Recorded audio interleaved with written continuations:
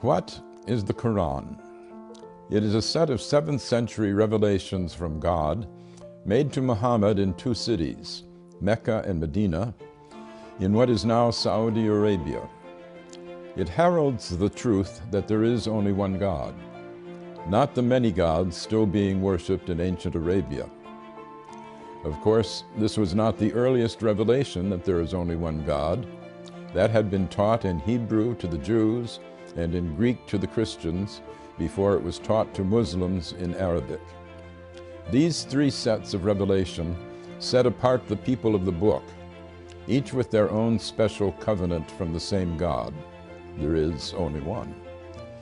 We believers in one God are on the same team, as it were, and should protect one another's places of worship, listed in the Quran as monasteries, churches, synagogues, and mosques, where God's name is much invoked.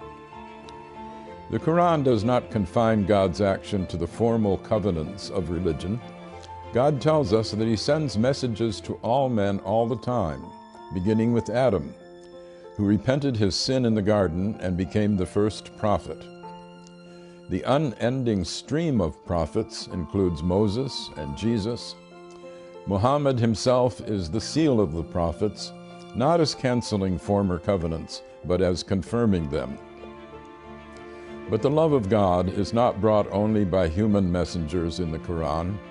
Creation itself is a set of messages from God, which speak a divine code that we are told to decipher. God's intent can be seen in the beauty and power of the universe. Moses does not speak alone on the mountain speaks with him.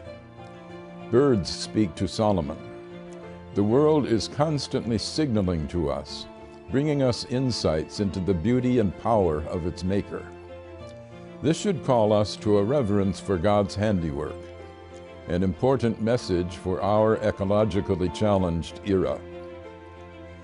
The Quran has more of poetry in it than of legislation. It sets ethical norms while stressing the need for mercy in our dealings with God's fellow creatures.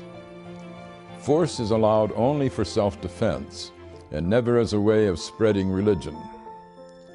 Commercial dealings with fellow Muslims or with non-Muslims should be meticulously fair and never extortionate. The relations of the sexes were still polygamous in the 7th century, as among the ancient Hebrews and the original Mormons, but women are to be honored. In fact, the dowry that was paid to a husband's family by the bride's family in Europe was paid in the Quran directly to the bride, and she retains this bride right even if the husband divorces her or if she divorces him. This carved out an area of women's rights unparalleled in the 7th century. The Quran is a book of many levels and great depths. Even non-Muslims can learn from it, as Pope Francis has proclaimed. I am Gary Wills for the Amir Stein Center.